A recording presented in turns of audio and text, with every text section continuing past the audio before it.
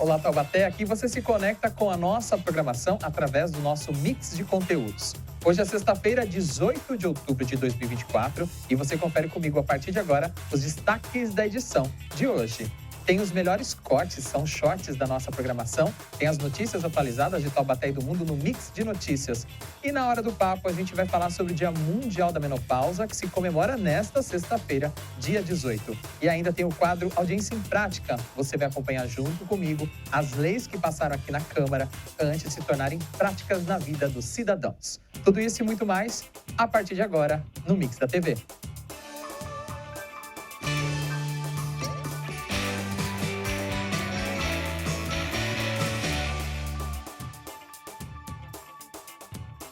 Muito obrigado pelo carinho da sua audiência, pela sua participação. Lembrando que este programa que reúne informação, entretenimento, os melhores cortes da nossa programação, só é feito porque você existe, está aí do outro lado assistindo a gente e pode participar contribuindo. Por isso, eu peço para você, entre em contato conosco.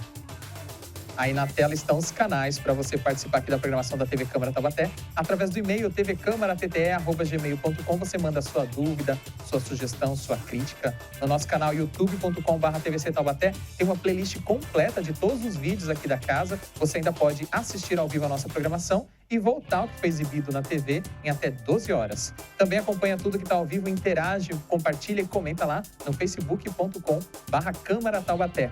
Agora, se preferir mandar aquele vídeo, aquela foto pra gente aqui na nossa produção, entre em contato pelo WhatsApp. O DDD é o 12 3625 9525.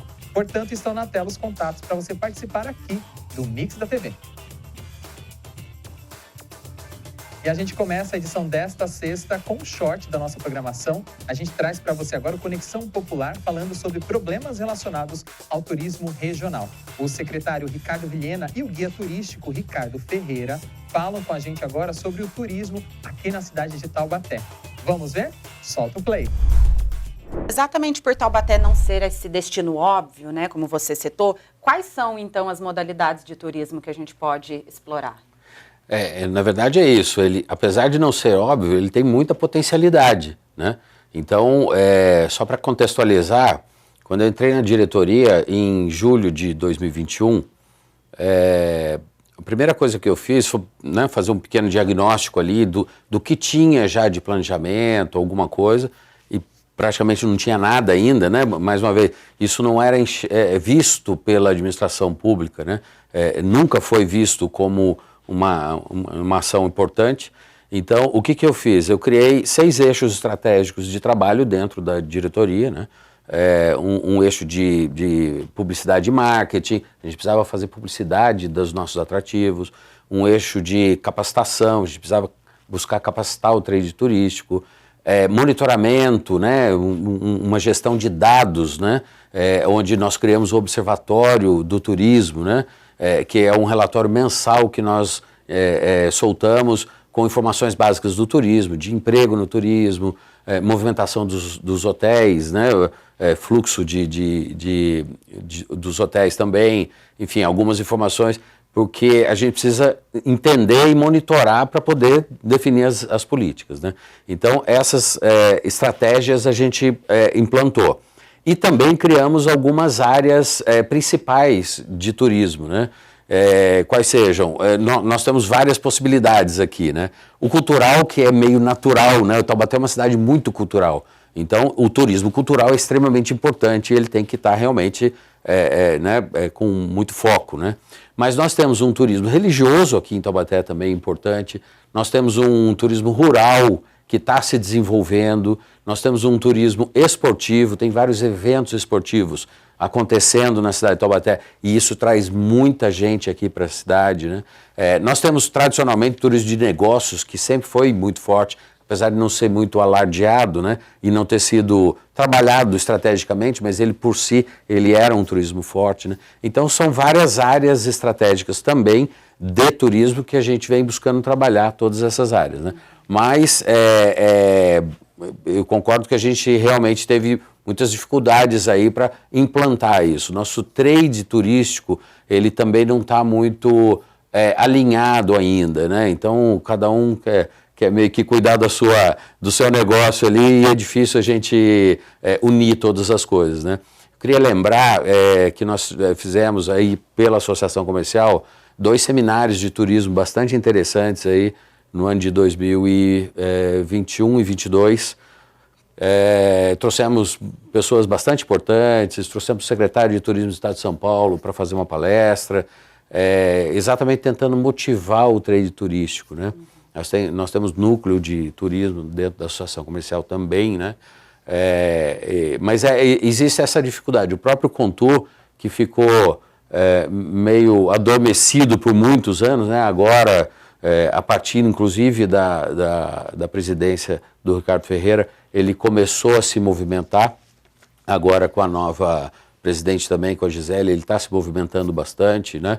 E isso é uma cultura, como o Ricardo bem falou, que a gente precisa começar a implantar. Não é da noite para o dia que isso acontece, mas apesar de você traçar uma estratégia, isso é um trabalho que tem que ser desenvolvido e esse amadurecimento ir acontecendo. Você, na sua visão, isso tem acontecido, tem amadurecido essa questão, e como que o trade vê a administração pública? Ela é um aliado hoje para o desenvolvimento do turismo na cidade? Eu venho percebendo que Taubaté vem se tornando uma cidade dormitório para o turismo, né? Os visitantes da nossa região estão escolhendo Taubaté para se hospedar, né? E têm buscado os outros lugares para visitar. Taubaté vem perdendo muita qualidade dos seus atrativos, né? Porque por muito tempo, praticamente de 80 para cá, 1980 para cá, a maioria das atrações turísticas eram promovidas pelo município. A questão cultural, principalmente, a maioria dos museus municipais do município, né, são municipais. Isso era um grande atrativo turístico. Nós temos alguns museus que praticamente são exceções burocráticas, né? Não tem acervo, né? Então, posso citar o Museu de História de Taubaté, né? Você tinha aí uma trajetória, né? Você tinha uma apresentação da trajetória da cidade, né? De todo o município, desde a sua fundação. Hoje nós temos ali amostra de 2 segmentos da história de Taubaté. Então foi muito reduzido, praticamente o acervo foi deixado de lado, né? O programa completo Conexão Popular está disponível no nosso canal youtube.com/TVC Taubaté. Você vai lá, acessa e assiste na íntegra esse tema super interessante relacionado ao turismo aqui do nosso município. E agora a gente dá sequência aqui no Mix da TV, porque chegou a hora da gente falar de mais um short aqui da nossa programação. O Fora da Caixa, a nossa revista quinzenal de variedades, que a gente apresenta dicas de diversos especialistas e sempre um assunto para você pensar e agir fora da caixa. Nós fomos até o SESI Taubaté conhecer mais sobre o aproveitamento integral dos alimentos, e a nutricionista Alessandra Gonçalves ensinou pra gente uma receita de dar água na boca. É um patê verde com aproveitamento integral dos alimentos. Então, pega papel e caneta, anota essa receita. Vamos ver? Solta o play. Então, agora a gente vai usar uma fruta muito especial, que é o abacate. Ele vai ser a base de um patê, chamado patê verde, tá? Essa receita também faz parte do programa Alimente-se Bem, também tem no site. E é uma receita, assim como a bolacha de tapioca, bem prática, bem rápida. E também possível de usar vários tipos de ingredientes que geralmente a gente descarta, como os talos, as sementes, tá? Aqui a gente tem a oportunidade de usar bastante talo. Então aqui a gente vai usar talo de couve.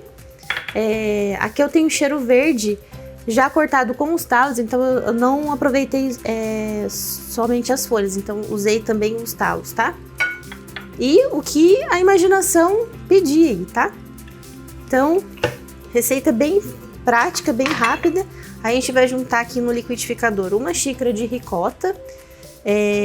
Esse patê é bem interessante porque não somente por conta da economia, né, do aproveitamento integral, mas a gente tem se a gente acompanhar uma bolachinha, um biscoito com esse patê, a gente tem uma refeição ali completa, porque eu tenho uma fonte aí de proteína, que seria a ricota, e uma fonte de gordura boa, né, que seria as gorduras insaturadas através do abacate.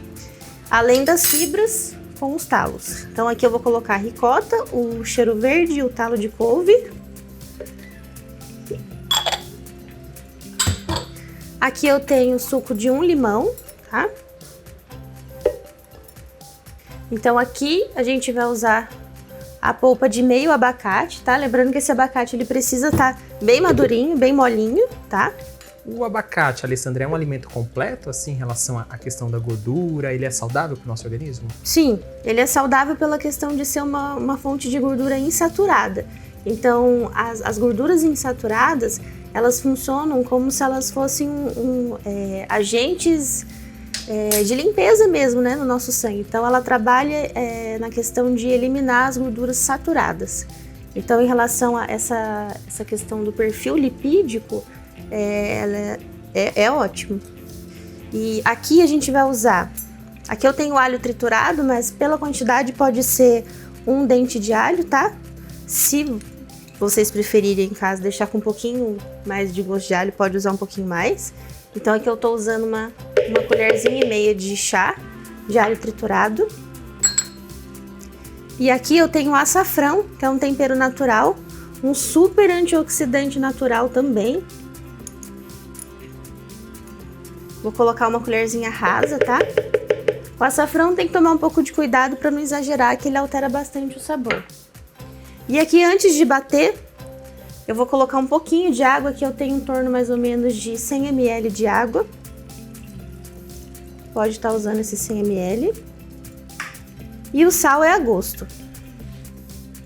Então, sempre aquela velha dica, né? Saber também dosar também a quantidade de sódio que você coloca na receita, né? Sim, sim. Aqui eu usei a pontinha da colher, né, de sopa. E agora é só bater.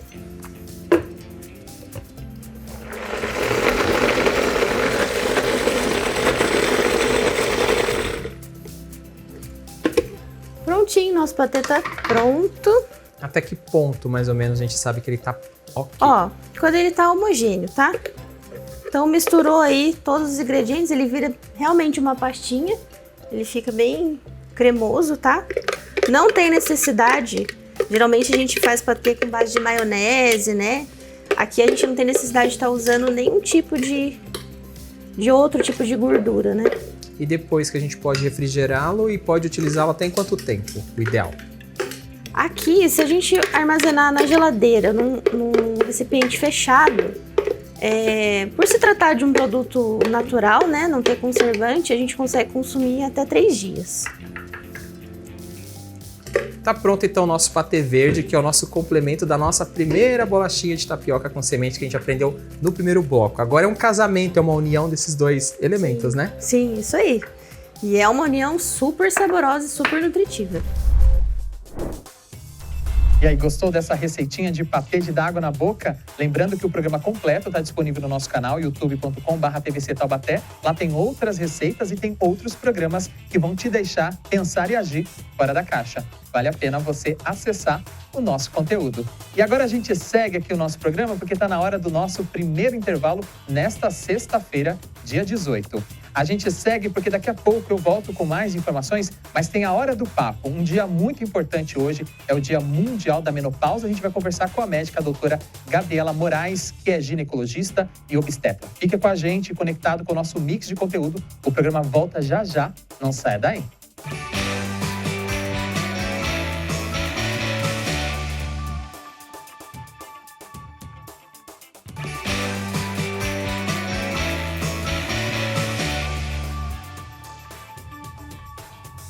Estamos de volta com o Mix da TV nesta sexta-feira, 18 de outubro de 2024. Hoje é celebrado, comemorado o Dia Mundial da Menopausa. E este é o assunto da gente agora, na Hora do Papo.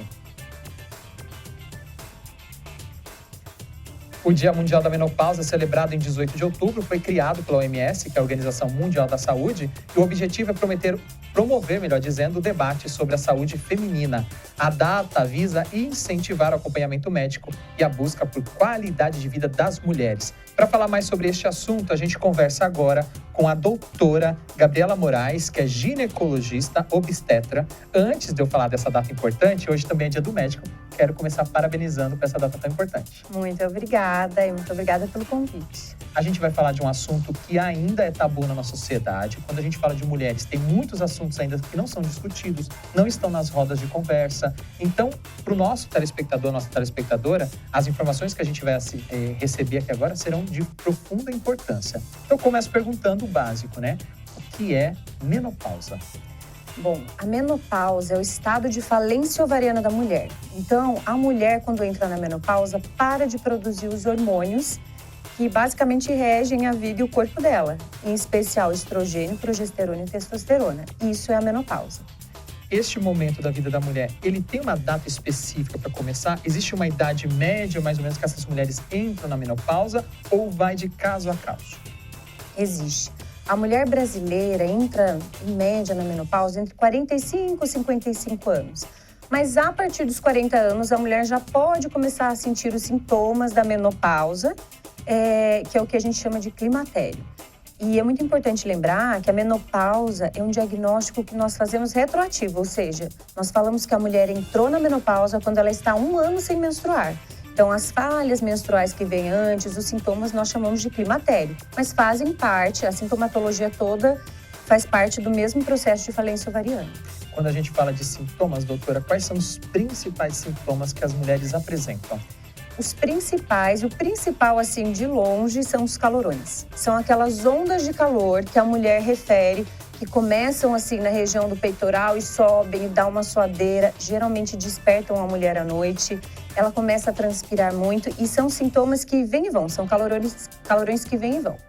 Outro sintoma que é muito falado, assim, chega muito no consultório, é a oscilação de humor. Ela começa a falar, doutora, eu tô mais triste, tô tendo calorões, tô mais triste, tendo insônia, libido cai, são os principais sintomas. Já não tem disposição, são os principais sintomas da menopausa. Mas a gente não pode colocar todas na mesma régua, né? Então, para cada mulher, os sintomas podem variar e algumas podem nem apresentar esses sintomas? Para cada mulher, os sintomas podem variar, sim. O mais, digamos, específico da menopausa são os calorões, mas nem toda mulher tem. Até 80% das mulheres podem ter os calorões, mas tem aquele 20% que não tem. Agora, alguns sintomas, como, por exemplo, o ressecamento vaginal, que é muito incômodo para a mulher, até para a mulher que tem um parceiro, uma vida sexual ativa, ele vai surgir sim ou sim com os anos de menopausa por conta da falta de hormônio que leva a uma atrofia mesmo ali da região da vagina. Quem que a mulher deve procurar o especialista para identificar que ela entrou nesse processo de menopausa e como que funciona esse tratamento? Tá. A primeira coisa, assim, a mulher tem que procurar o médico da mulher, que é o ginecologista. Então, ela vai no ginecologista, fala os sintomas.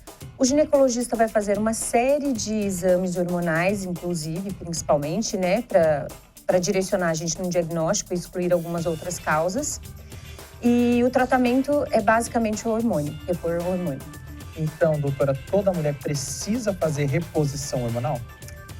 Toda mulher que não tem contraindicação precisa fazer reposição hormonal. Eu sempre falo que o hormônio é vida. E por que é importante essa reposição? A reposição hormonal é importante porque, primeiro, diminui o risco cardiovascular da mulher. Então, a mulher que repõe hormônio tem uma diminuição do risco de ter um AVC, um infarto. Ela tem diminuição do risco de desenvolver pressão alta, diabetes. Tem uma diminuição muito importante do risco de desenvolver osteoporose, que é quando o osso fica fraco e quebra, assim, por nada, né? Isso também leva a mulher a problemas depois seríssimos, porque perde o trabalho, tem que ficar na cama, enfim.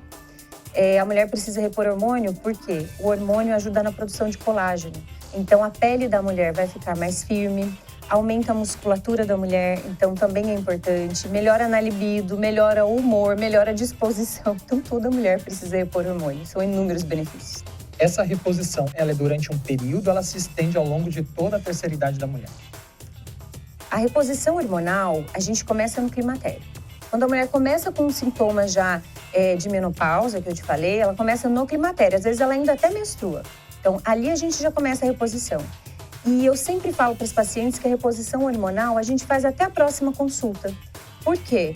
Não tem um tempo bem estabelecido, tem que ser durante 6, 7, 10 anos. Nós temos uma janela de oportunidade para iniciar a reposição para ter mais benefícios do que risco para a mulher. O que é isso? A mulher dentro dos 10 primeiros anos de menopausa e antes dos 60 anos. Esse é o momento ideal para você iniciar essa reposição hormonal.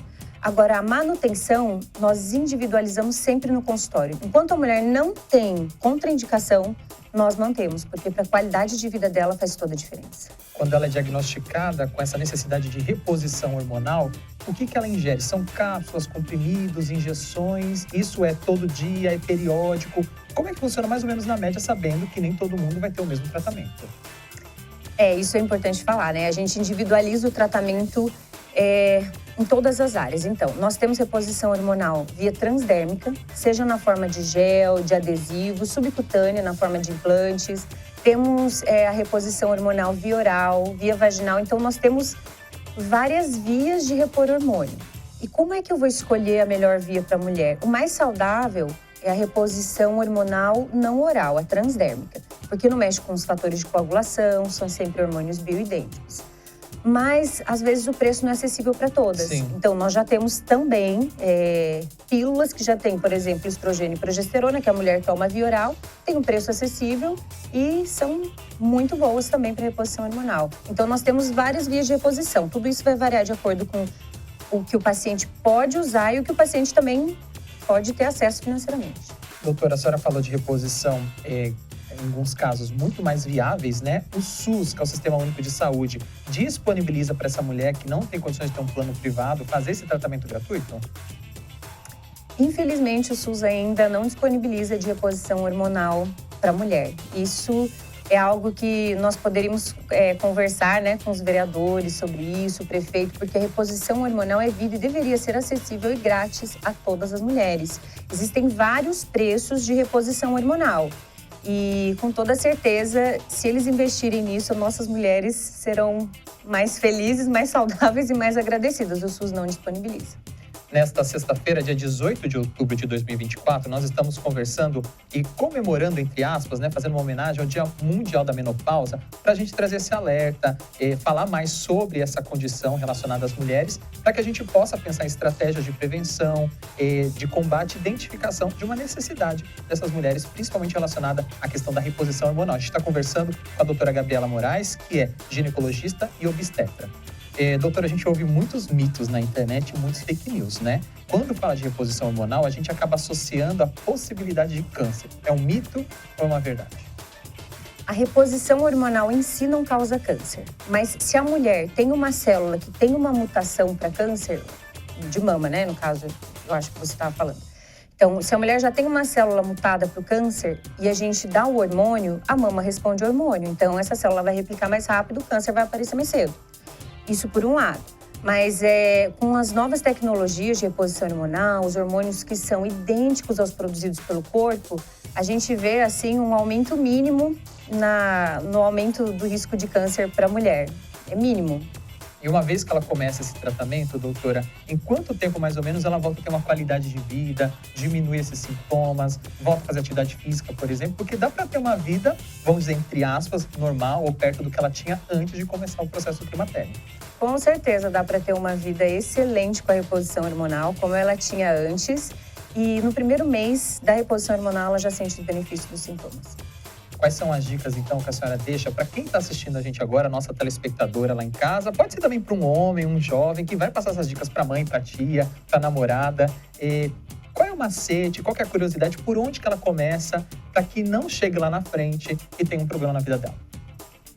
Então, a minha dica é essa. A mulher começou com alteração da menstruação, calorões, um cansaço crônico, insônia, perda da libido. Doutora, eu não era assim, estou assim agora. Procure o seu ginecologista.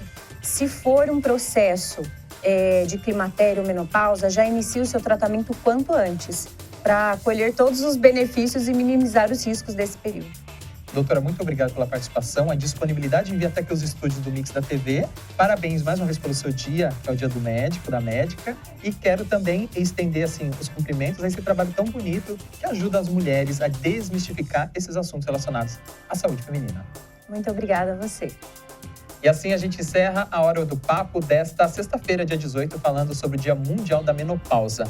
Agora a gente vai para um rápido intervalo e na sequência tem mais informações aqui no Mix da TV.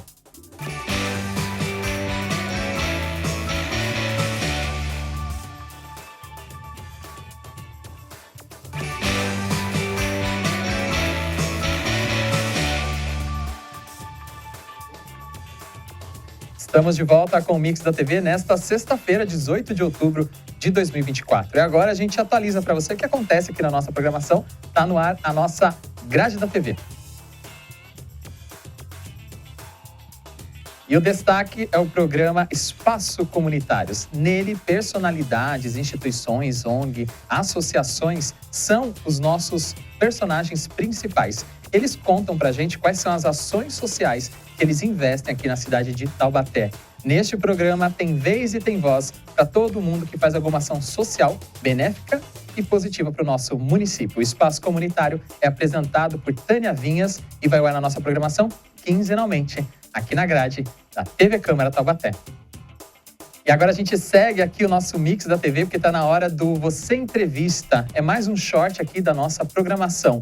O técnico de manutenção automotiva, Rodrigo Ferreira, conversou com a gente para dar algumas dicas relacionadas aos automóveis. Vamos ver? Solta o play!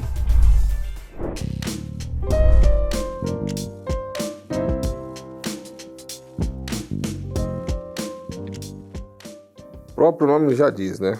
Manutenção corretiva, está ali para ser feita uma correção daquilo que já quebrou, né?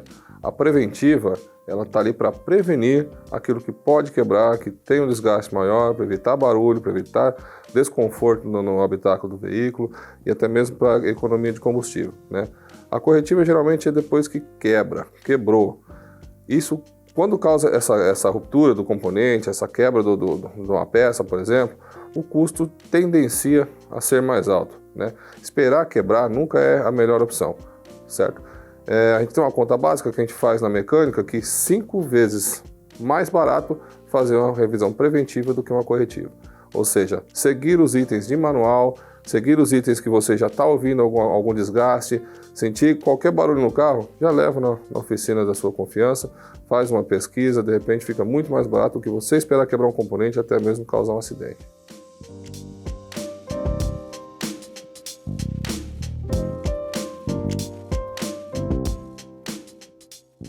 Na revisão de final de ano é checado todos os itens do veículo, inclusive itens de manual, itens de uso constante, itens de maior desgaste, com pastilha de freio, fluido de arrefecimento, óleo de motor, outros componentes de suspensão.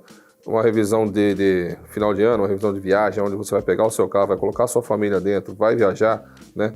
É bastante importante que você preste atenção nesses itens antes de viajar, né? Para não correr risco de ficar na estrada, causar um acidente, envolver mais de uma família ou qualquer coisa do tipo. Então a revisão de férias, revisão de final de ano, geralmente inclusive faz parte de campanhas, né?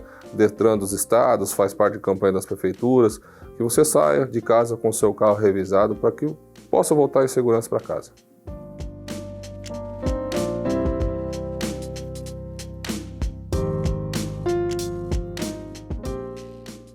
Você, como proprietário motorista do seu veículo, basicamente você tem que fazer uma verificação sempre antes de ligar o motor em fluido de arrefecimento, óleo, luzes de inspeção de posição do carro, luzes de painel, que são as luzes de inspeção, e dá partida e sai para andar.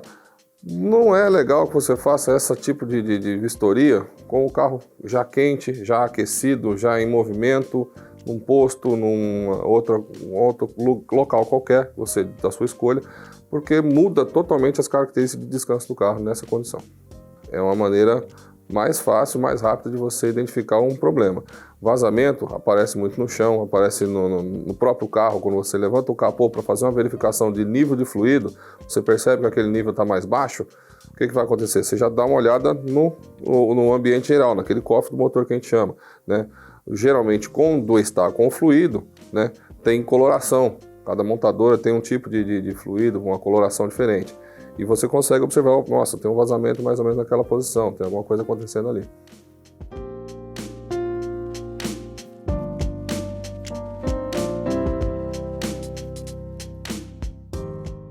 Luzes de aviso no painel são basicamente 3 colorações, tá? Verde, amarelo e vermelho. Para qualquer bom condutor já fica um aviso, né, para cada classificação delas. Luzes verdes são luzes que não te impedem de movimentar com o carro, são luzes que estão dando informação para você de que algum componente no carro está funcionando e funcionando bem, né? Luz amarela geralmente leva um aviso, né? Ela te remete a uma condição de manutenção, a uma condição mais que você precise de um suporte técnico mecânico, de um profissional da sua confiança, ou até mesmo uma intervenção mais a fundo. Tá? E luzes vermelhas, não preciso nem dizer. Para o carro, acione seu seguro, chame seu guincho, leve para a oficina de confiança, faça uma verificação. Ah, Rodrigo, mas tem a luz vermelha do freio. Também pode ser um indicador de freio danificado. Você não consegue fazer uma viagem segura sabendo que você não tem um freio eficiente. Então, luz vermelha, tenta parar, tenta ligar para o seu profissional. E alguns outros modelos também tem luz azul, mas aí sai de funcionamento interno, que vai de montadora para montadora, isso aí varia um pouco.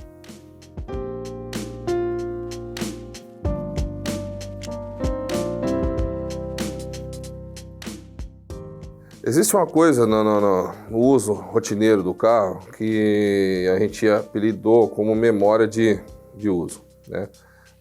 Você tem uma determinada rotina de uso do seu carro, ou seja, você tem um determinado tipo de desgaste para aquele conjunto, né? Tanto das peças de suspensão, das peças de direção, até mesmo do componente pneu. Fazer o rodízio em alguma das vezes, né, como o pessoal simplesmente troca os pneus, você acaba tirando o problema de uma posição e levando para outra. Você causa desconforto de ruído, você pode causar barulhos de rolamento, né, que a gente chama. É mais conveniente que você faça isso quando você tem uma condição de uso em estrada, para que você leve a condição de uso daquele componente. Eu não costumo fazer, tá? Há quem goste, há quem não goste. Eu tenho conhecido muito mais gente que não gosta. Você manter os pneus na condição de compra, de primeira montagem, mantenha-os sempre bem alinhados, sempre bem calibrados. A vida útil desse pneu vai levar um tempo superior àquele que até mesmo está recomendado ali para desgaste comum, né? E numa hora de necessidade você acaba trocando um par de pneu apenas, que é o dianteiro, que normalmente se gasta mais na nossa frota nacional. A playlist completa deste programa Você Entrevista sobre dicas automotivas está disponível no nosso canal youtube.com/TVC Taubaté. Vai lá, acesse o nosso conteúdo, assista. Tem outras dicas com outros especialistas para você aqui na nossa programação. E agora a gente segue o nosso Mix da TV. Agora é hora de você ficar atualizado com tudo que acontece aqui em Taubaté, no Brasil e no mundo. Está na hora do nosso Mix de Notícias. A gente começa o nosso mix com a primeira notícia. Tirar um tempinho para se desconectar das redes e das tarefas do dia a dia pode trazer diversos benefícios para o bem-estar e também a saúde mental, tanto para os adultos quanto para os pequenos. Brincar é uma forma lúdica para a criança desenvolver métodos para lidar com a vida. Já para os pais, passar mais tempo com os filhos e participar de brincadeiras pode ser uma oportunidade para transmitir conhecimento à nova geração. As brincadeiras infantis aumentam o número de conexões entre neurônios, transmitem conhecimento e soluções, ajudam a desenvolver resiliência e auxiliam no desenvolvimento do raciocínio, entre outros benefícios. Todo tipo de brincadeira pode ser benéfica para a criançada, porém, é importante priorizar atividades ao ar livre que ajudem a mexer o corpo. É o caso de jogar futebol, andar de bicicleta, nadar na piscina, ir à praia e brincadeiras na natureza. No entanto, afastar as crianças das tecnologias atuais pode ser bem desafiador. A tela é muito mais atrativa e confortável para os pais porque mantém a criança quieta. Isso é um artifício usado cada vez mais, mas que acaba por prejudicar quando em excesso. Não só a brincadeira, mas o esporte também pode ser vivido de forma lúdica e, por consequência, ser análogo à brincadeira. É esse ambiente positivo, saudável e atrativo da natureza que faz com que a criança se afaste da tela naturalmente. Essas informações que eu te passei agora são do portal CNN Brasil. Agora vamos para a nossa segunda notícia aqui no nosso Mix de Notícias. Um estudante brasileiro pode ter descoberto, através de uma pesquisa inédita, a possível cura para a sepse, considerada uma das doenças mais letais do mundo, sendo responsável por 1 a cada 5 mortes no planeta. Segundo especialistas, a importância de um tratamento eficaz para a sepse não pode ser subestimada, especialmente considerando o alto custo que a doença gera para os sistemas de saúde globais. No Brasil, o cenário ainda é mais preocupante, com uma taxa de mortalidade de 60%, sem contar nas sérias complicações físicas e psicológicas que deixa nos sobreviventes. O jovem que não teve a identidade revelada ainda estuda ciências biológicas, iniciou o estudo e descobriu que uma anomalia na bactéria causadora da doença pode ser a chave para desenvolver uma vacina eficaz para pacientes. Após a apresentação na Fiocruz, a pesquisa foi encaminhada à Organização Mundial da Saúde para uma revisão científica internacional. Além disso, o Ministério da Saúde aqui do nosso país já está acompanhando o processo, que em breve será formalmente registrado. Uma vez que os testes laboratoriais forem concluídos, espera-se que a pesquisa entre em mais uma fase experimental, incluindo testes em animais e depois em seres humanos. A comunidade científica está otimista quanto ao desenvolvimento de uma vacina nos próximos 3 anos, enquanto novos medicamentos podem surgir em um tempo ainda menor. Lembrando que hoje é o Dia do Médico, notícia importante extraída do portal Só Notícia Boa. E agora uma terceira notícia aqui no nosso Mix. A empresa sueca Noviocean está desenvolvendo uma plataforma flutuante que combina energia solar, eólica e das ondas, movidas por um mecanismo inovador de flutuação. O projeto, que já passou por testes com protótipos, está prestes a avançar para uma fase piloto em escala real. Com dimensões que vão de 38 metros a 9 metros, a plataforma será relativamente pequena e é projetada para gerar até 1 megawatt de energia limpa de forma contínua, utilizando 3 fontes de geração: solar, eólica e ondas. A plataforma utiliza 700 metros quadrados de painéis solares que geram até 50 kW quando há luz solar. Em dias de vento, um conjunto de 6 turbinas eólicas verticais entra em ação. Essas turbinas têm vantagens significativas, como o fato de o gerador estar posicionado na base, tornando a plataforma mais estável, sem a necessidade de estruturas pesadas de suporte. Além disso, elas captam o vento de qualquer direção. A terceira fonte de energia é a força das ondas. A plataforma utiliza um sistema de pistão que cria uma força de elevação de até 600 toneladas, direcionando a água para uma turbina geradora, que pode produzir até 650 kW de energia limpa instantânea. Segundo a Noviocean, uma única plataforma em tamanho real poderá operar com um fator de capacidade que vai de 40% a 70%, gerando em média 3,5 gigawatts por ano. Isso seria suficiente para abastecer cerca de 324 residências todos os anos. O maior obstáculo para a viabilidade do projeto, entanto, é o custo elevado de produção da energia. A empresa prevê que, com a produção em escala, esse valor possa ser reduzido. Notícia boa e importante relacionada sobre sustentabilidade, extraída do portal Olhar Digital. E agora tem a quarta notícia do nosso Mix da TV. Escolher uma TV nova pode ser uma tarefa desafiadora com tantas siglas e tecnologias disponíveis, não é mesmo? Tudo que o comprador procura é um modelo com tela grande, ótima qualidade de imagem, mas precisa decifrar alguns termos: LED, QLED, OLED, isso tudo quando você vai lá na loja comprar ou pela internet. As tecnologias usadas nas telas controlam brilho, contraste e aprimoram cada vez mais a qualidade da imagem. Vamos falar do modelo LED. É o método mais popular utilizado nas TVs e monitores de computador para resoluções HD, Full HD e 4K. Os televisores LED com resolução 4K são os melhores modelos. Os televisores LED com resolução 4K são os melhores modelos, com a melhor relação de custo-benefício em comparação aos outros. Porém, apresentam menos pontos de luz, menor controle do contraste de cores, telas mais grossas. Já o modelo OLED é a tecnologia que permite que cada ponto da tela seja controlado de forma individual.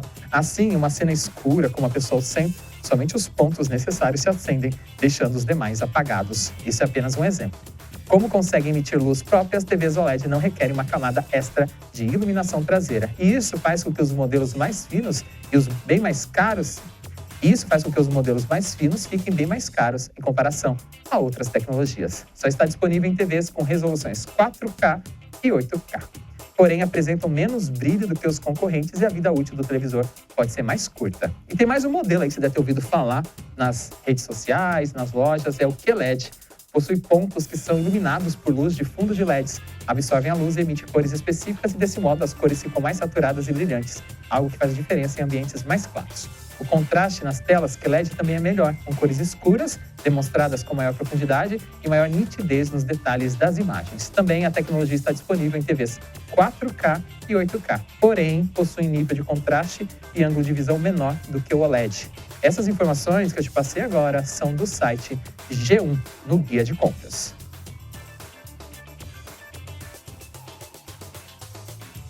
Agora que a gente já atualizou as informações importantes, eu vou para um rápido intervalo. Na sequência tem shorts da nossa programação e ainda tem o quadro Audiência na Prática.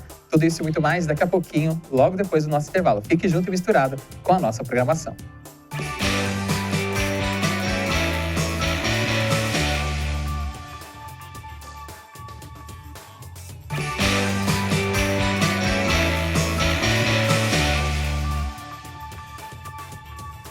Estamos de volta com o Mix da TV nesta sexta-feira, 18 de outubro, é o nosso último bloco. E agora tem shorts, são os melhores recortes da nossa programação.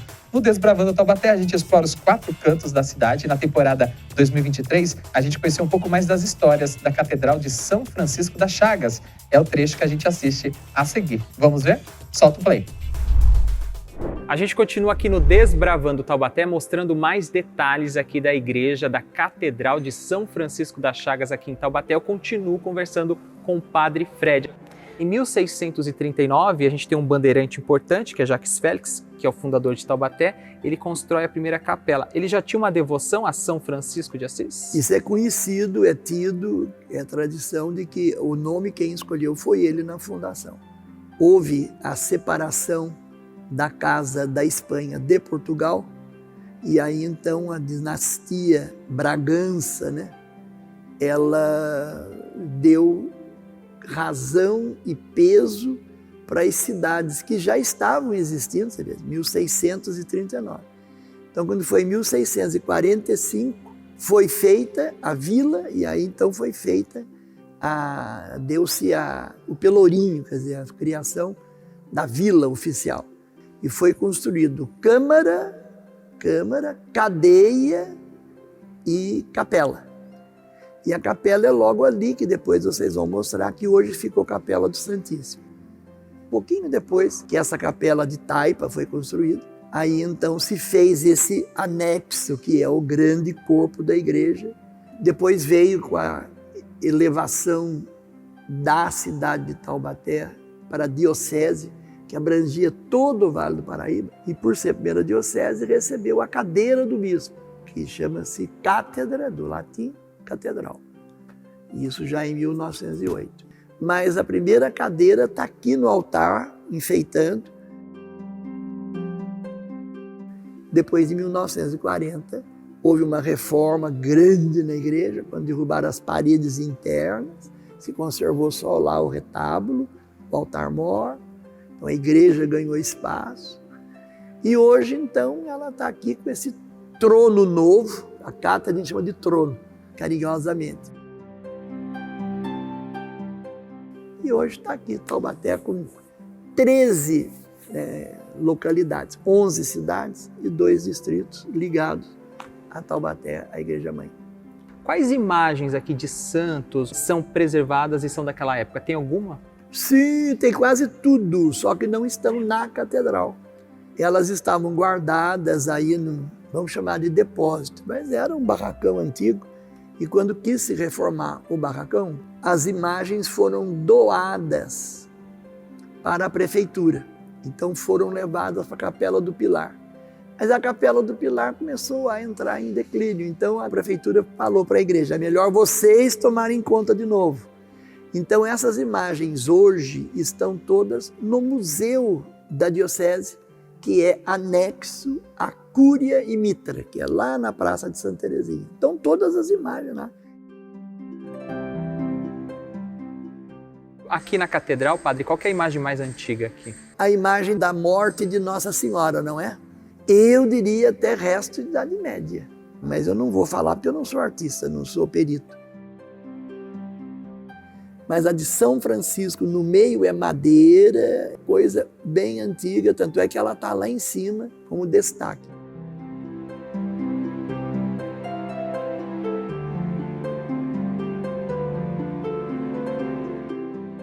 O órgão de tubos, esse é único aqui no Vale, pela sua idade, 1950, e pela maneira como foi comprado, como foi doado, e funcionando. Mas o bonito é que o povo se juntava e dava um tubo. Se vocês olharem lá atrás, a gente vê os tubos na frente da coisa, entendeu?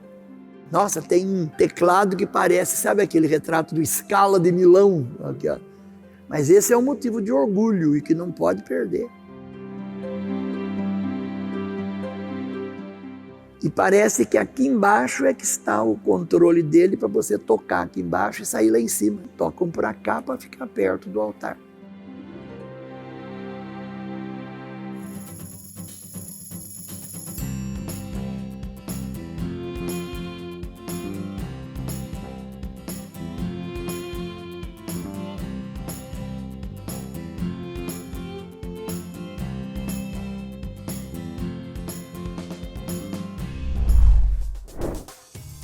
O programa completo sobre a Catedral de São Francisco das Chagas está disponível no nosso canal youtube.com/TVC Taubaté. Vai lá e assiste o programa completo que está imperdível.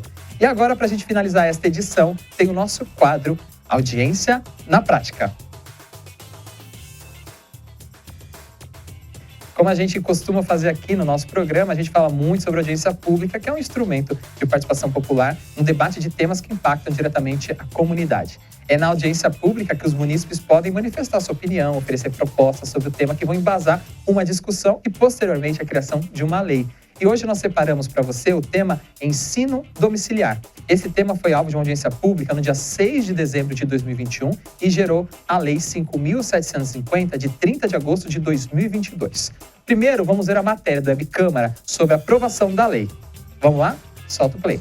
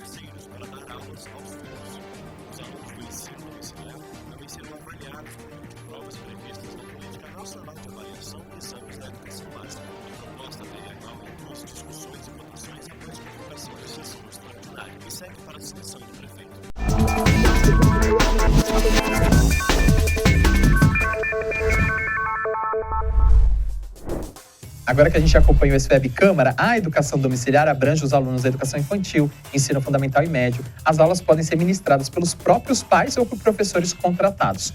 Os alunos da educação domiciliar serão avaliados pelo Sistema de Avaliação da Educação Básica, o SAEB. Receberá certificado de conclusão do ensino médio o estudante do ensino domiciliar com 15 anos de idade ou mais que apresentar ao órgão competente um comprovante de nota recebida no Enem, que é o Exame Nacional do Ensino Médio, com notas iguais ou superiores a 500 pontos em redação e 450 pontos em cada uma das seguintes provas: ciências da natureza, ciências humanas, linguagens e também matemática. Entretanto, no ano de 2023, a lei foi declarada inconstitucional pelo TJ aqui de São Paulo, num julgamento unânime que contou com a presença de 25 desembargadores que entenderam que a educação domiciliar deve ser definida pelo governo federal e não pelo município. Assim, mesmo após a participação popular e a aprovação da lei nesta casa, ela não está mais em vigor por determinação judicial.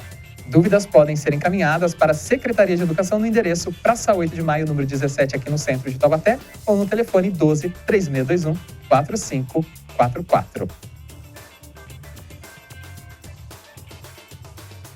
É sempre bom a gente acompanhar esses instrumentos de participação popular que se tornam leis aqui na nossa cidade. Semana que vem tem mais Audiência em Prática aqui no Mix da TV. Agora a gente fica por aqui desejando para você um ótimo final de semana. O nosso programa volta na segunda-feira com mais shorts, informações e tudo aquilo que mexe com o dia a dia aqui da nossa cidade. Não se esqueça, segunda-feira, dia 21 de outubro, a partir das 8 horas da noite, tem pré-debate aqui na TV Câmara Taubaté e a partir das 9 horas, mais um debate, mantendo a tradição da nossa querida emissora. Muito obrigado pelo carinho da sua audiência, bom final de semana e até a nossa próxima oportunidade.